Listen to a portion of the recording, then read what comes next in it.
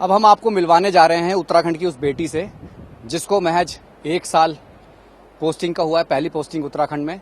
और ये हादसे की तस्वीर, भावना जोशी, असिस्टेंट एग्जीक्यूटिव इंजीनियर, जिनके पास जिम्मा है बीआरओ का, यानी इस पार से उस पार अगर आपको जाना है, जो टेक्निकल चीजें हैं, जो तमाम चीजों को देखना है, ये महिला अफसर हैं। आप देखें, महज 25 साल की उम्र में जो हम कहते हैं, जो कर दिखाया है, जो जज्बा देश के लिए है, जो अपने लोगों के लिए है। हम इसको भी कहते हैं कि उत्तराखंड की बेटी, इसलिए भी कहा जा रहा है कि शायद लोगों में एक मन में आए कि कुछ करने का जज्बा है देश के प्रति, अपने लोगों के प्रति। मैं बात करूंगा भावना जी से। भावना जी, पहले तो मैं आप सबसे पहले ये जानना चाहूंगा, कम उम्र में इतने बड़े सपने और इतना बड़ा काम, और जो आपने देखा वो तस्वीर आपके सामने, कैसे आप कर रहे हैं सब ये?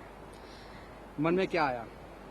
देखिए, मन में कुछ नहीं है, एक हमारी अपने देश को समर्पित एक भावना है, और वही भावना और एक हमारी जो पूरी टीम है, उन्हीं का जो हार्ड वर्क है, वही हमें इंस्पायर करता है कि हम अपने देश के लिए काम करें। और जो आपने सोचा रास्ता बनाना है, क्योंकि अकेली महिला अफसर आप उत्तराखंड में इस जगह पर है, मैं जहां देख पा रहा हूं, तो ये कैसा आपको लगता है कि एक तरफ तमाम आपके ऑफिसर्स हैं, जितने भी आपके साथ के जितने भी जो सिपाही हैं, आप अकेली महिला अफसर है, मन में कुछ आता है? नहीं, इसके रिगार्डिंग कभी मन में नहीं आया कि मैं अकेली महिला ऑफिसर हूँ, और मेरे पेरेंट्स ने भी मुझे कभी ऐसा फील नहीं होने दिया कि मैं महिला ऑफिसर हूँ तो मैं ऐसे रिमोट लोकेशन में कैसे काम करूंगी।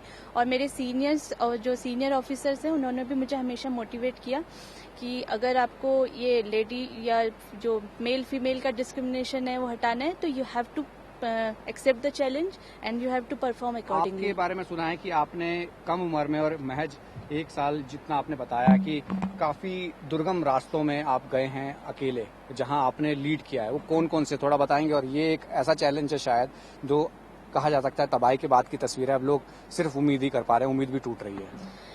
देखिए, मेरा जो सेक्टर है वो जोशीमठ से मलारी तक है, और ये एक दुर्गम क्षेत्र में आता है उत्तराखंड के, और हाई एल्टीट्यूड रीजन में भी है। और यहाँ पे अक्सर क्लाउड बर्स्ट और जो हमारे स्लाइड हैं और ऐसे ही जो अनफॉर्चुनेट इवेंट्स है हो जाते हैं। बट हमें कभी भी पैनिक नहीं होना होता है, हमें हमेशा जाके उसकी प्लानिंग करनी होती है, उसको एनालाइज करना होता है कि हम कैसे जल्दी काम कर सकते हैं और सही तरीके से काम कर सकते हैं।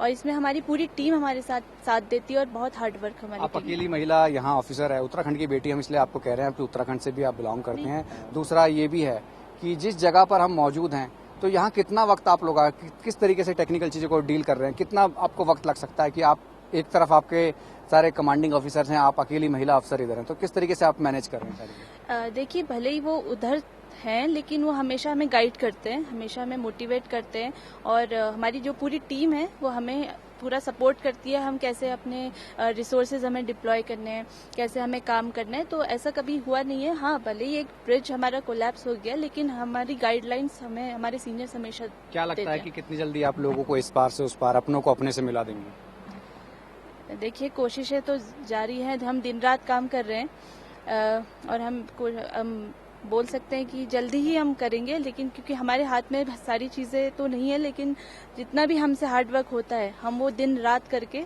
हम जल्दी ही आपको इससे पार से उस पार ले जाएंगे। कभी मन में कुछ नहीं आया कि यार मैं कैसे कर पाऊंगी? जी नहीं, कभी मन में नहीं आया, क्योंकि सभी लोग काम कर रहे हैं तो हम भी कर रहे हैं। ये लगता है कि मैं कर सकती हूँ तो सब कर लेंगे सब।